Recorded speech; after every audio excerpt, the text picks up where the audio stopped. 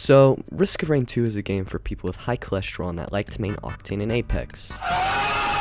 But for many few people that enjoy the game, I like that. So for the crack addicts that enjoy this LSD triple game, here's the majority of the gameplay. So you drop, then you grab loot, Wow. then you find a 3D printer for energy drinks and put all of your 7 items in it, and then progress to move at lethal speeds. Then you die. But occasionally you can an exceptionally juicy run on your hands, with help from more malicious types of ways. Perfect. Of course you can do this all on Monsoon difficulty, but like, who would even do that to themselves? But why? Why would you do that? Why would you do any of that? Now, for the gameplay.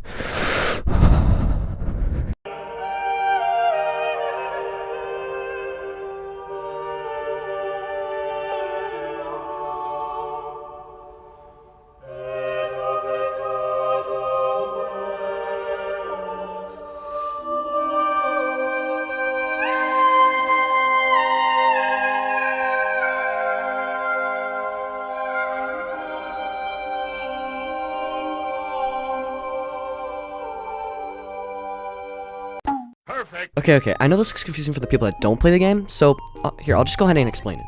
So first you start out with the commando. He can do pretty much about everything you need, and then you just launch. Perfect. Then you go around trying to collect stuff for your character and making him do more damage. Once you start picking up items, you start to see enemies, and you pretty much just try to not die. Once you're done not dying, then you progress to the next level. But wait! You have to wait for the portal to start and charge to 100% and kill a boss at the same time. And of course there's this little circle you have to stand in to keep the teleporter from charging. So pretty much it just condenses you into one zone. It's kind of confusing, but that's not all. The more you progress in the game, the higher your difficulty just continues to keep upscaling. So eventually the difficulty just starts laughing at you.